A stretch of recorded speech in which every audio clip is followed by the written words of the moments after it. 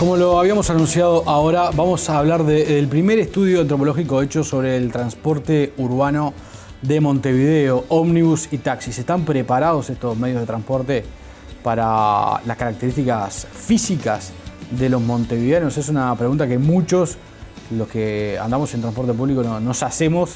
Si es normal la manera en la que viajamos o realmente no es normal. Estamos con Isabel Barreto, que es la responsable de esta investigación. ¿Qué tal, Isabel? Buenas tardes. Hola, buenas tardes. ¿Qué tal? Gracias por haber venido. No, por favor. Gracias. El nombre del trabajo es Diagnóstico Antropológico del Transporte Urbano, estudio antropométrico y ergométrico en antropología aplicada. Ese es el nombre, técnico, sí, de esta investigación. Que resume un poco todo lo que hicimos o parte de lo que se hizo. Claro, es un trabajo, me contabas recién antes de salir al aire, una investigación financiada por un fondo de la ANI. El fondo de la ANI, el Fondo María Viñas, que apoya proyectos de aplicación.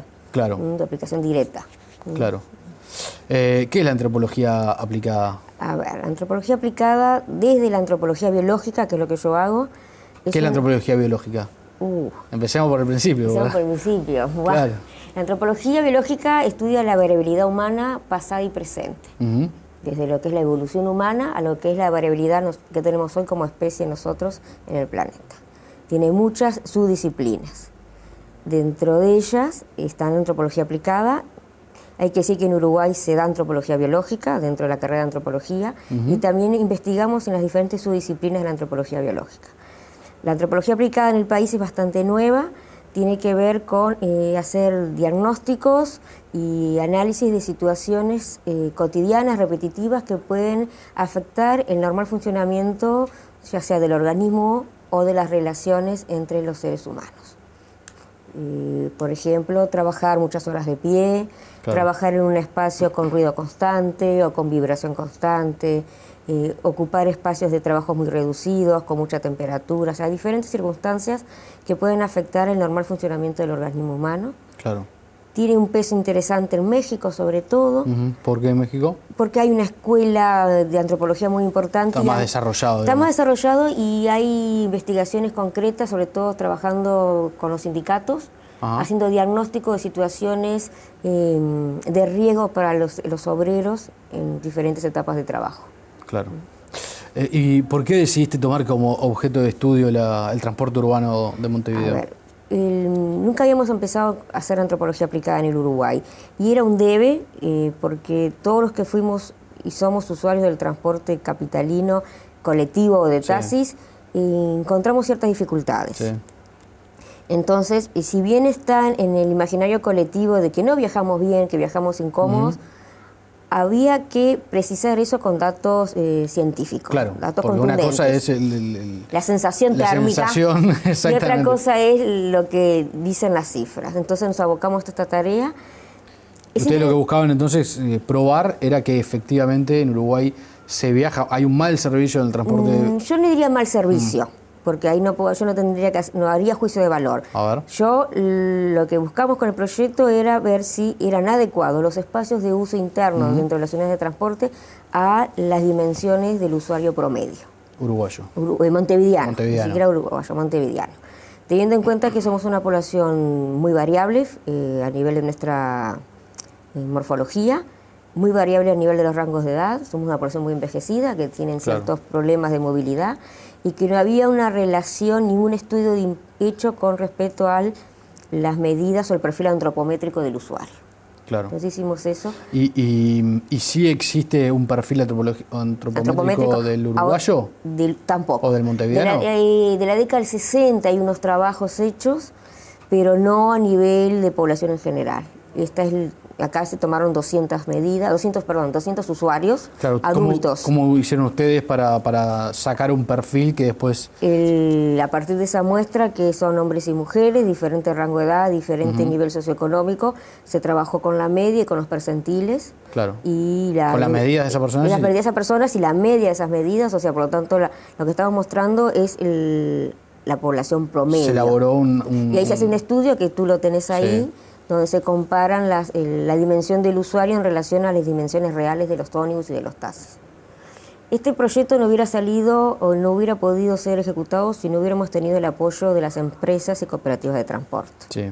porque precisábamos medir. Necesitaban entrar a los ómnibus. Entrar a los ómnibus, a las unidades, a las diversas unidades y los modelos que estaban circulando y tomar las mediciones. Y hay que decir que ahí las cooperativas y las empresas de ómnibus y de taxi nos permitieron hacer el trabajo. ¿La Intendencia? La Intendencia no logramos un buen diálogo, no logramos ningún diálogo, ni bueno ni malo. Estoy hablando de la administración anterior. Nunca nos recibieron, por más que hubo intentos de que nos recibieran para que conociera el proyecto, nunca nos recibieron. Sé que ahora debería ser uno de los principales interesados. Es el actor social que tiene que estar presente. Porque es el que controla, da una habilitación. Es el que controla, por más que no hay ninguna legislación en la Intendencia. Me llegó por correo electrónico y yo se los mandé el informe de proyecto el director de transporte de la Intendencia, el director actual. El actual. Pero no cuando se hizo el trabajo. No cuando hicimos el trabajo, eso no. Y nosotros no podíamos estar esperando tampoco y seguimos adelante con el trabajo. Y obviamente no encontraron o no obtuvieron ninguna explicación de por qué la Intendencia tampoco, no tuvimos ninguna respuesta. Porque aparte era, digamos, un trabajo académico financiado por el propio Estado, desde la Universidad de la República y financiado por la ANI. Claro, tú lo has dicho, el responsable académico atrás es la Universidad de la República. Pero bueno, quizás las prioridades eran otras, entonces nunca cuadró que hubiera interés en... Bien.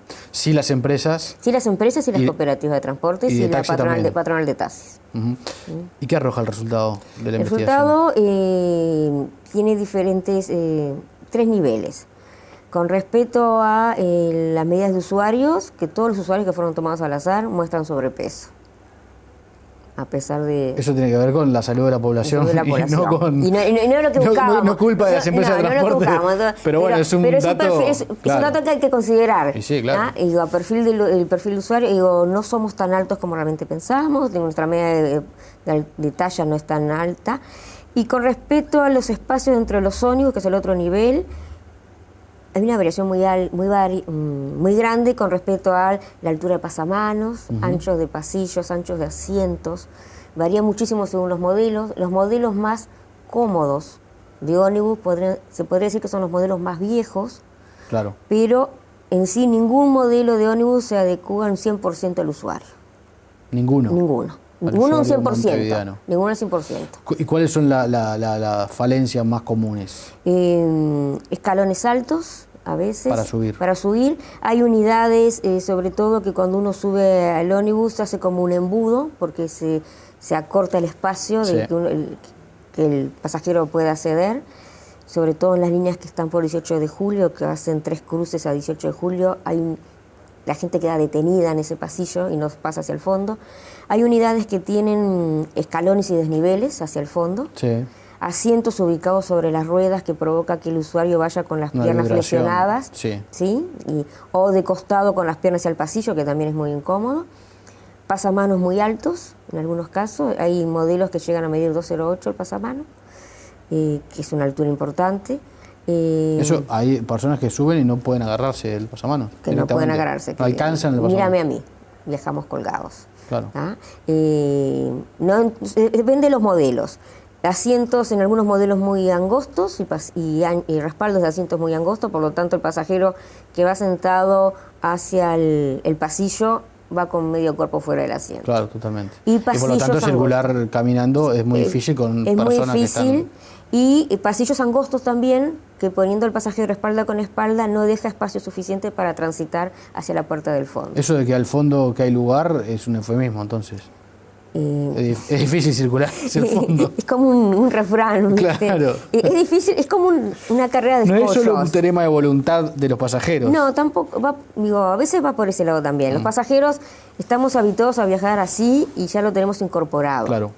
Pero es difícil llegar al fondo, sobre todo porque nosotros no viajamos desprovistos de carga. Hay pasajeros que llevan a veces más de 30 kilos en peso, mochila, matera, portafolio, un abrigo, ¿no? Y eso también es bulto que ocupa un espacio y un volumen en el pasillo. Claro. ¿Y en los taxis qué pasa? En los taxis, una de las dificultades es que según el modelo, el ángulo que abre la puerta, que hay puertas que tienen menor ángulo, por lo tanto dificulta subir. Y es curioso lo de los taxis, que cuando hacemos las entrevistas todo el mundo dice, el 80% de la muestra dice que lo más incómodo es la mampara, pero cuando medimos al usuario, sacamos la media y vemos la distancia del borde de la pierna al borde de la mampara, hay entre 20 a 30 centímetros. Por lo tanto, la mampara no tendría que ser un impedimento físico para el usuario promedio. Hay usuarios muy altos, por supuesto. Claro. ¿Ah? Y pensamos que la sensación de encierro debe contribuir también a la idea de que tenemos un espacio, claro, de incomodidad y espacio reducido.